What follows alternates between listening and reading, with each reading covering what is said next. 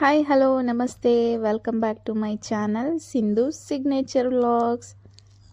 నా రెసిపీస్ కనుక నచ్చినట్టయితే నా ఛానల్ని సబ్స్క్రైబ్ చేయండి, లైక్ చేయండి, మీ ఫ్రెండ్స్కి షేర్ చేయండి, నా ఛానల్ని సపోర్ట్ చేయండి. ఇది వచ్చేసి చింతపండు చారండి. ఈ రెసిపీ ఎలా చేయాలో చూపిస్తాను, చూసేయండి. చాలా సింపుల్. మీడియం సైజు నిమ్మకాయ అంత చింతపండు తీసుకొని దాంట్లో రసం తీసి పెట్టుకోవాలి. ఇప్పుడు ఈ రసంలో మీ టేస్ట్కి సరిపోయేంత సాల్ట్ ఇంకా కొంచెం కారం వేసుకొని పక్కన పెట్టుకోవాలి. ఇలా పక్కన పెట్టుకున్న చారుని మనం పోపు వేసుకోవాలి.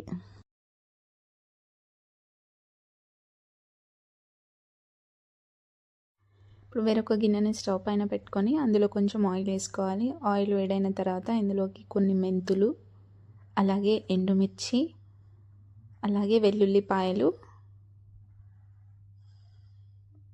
వేసి ఒకసారి కలుపుకోవాలి. స్టవ్ని లో ఫ్లేమ్లోనే ఉంచుకోవాలి. ఇప్పుడు ఇందులోకి 1 టీ స్పూన్ జీలకర్ర, 1 టీ స్పూన్ ఆవాలు, అలాగే కొంచెం కరివేపాకు వేసుకొని మొత్తం మిక్స్ చేసుకోవాలి.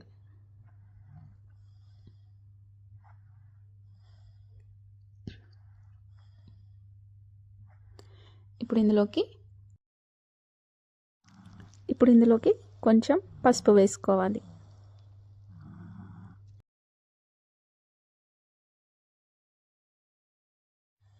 ఇలా ఒకసారి కలిపేసుకొని ఇందులోకి పక్కన పెట్టుకున్న చింతపండు చారుని ఇందులో వేసుకోవాలి.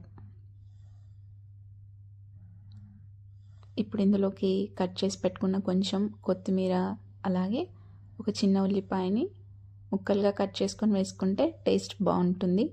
తప్పకుండా మీరు కూడా ఇలా ఒకసారి ట్రై చేసి చూడండి.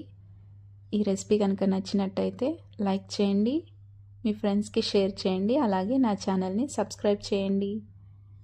చాలా సింపుల్ రెసిపీ అండి. మీరు కూడా తప్పకుండా ట్రై చేసి చూడండి ఇలా ఒకసారి.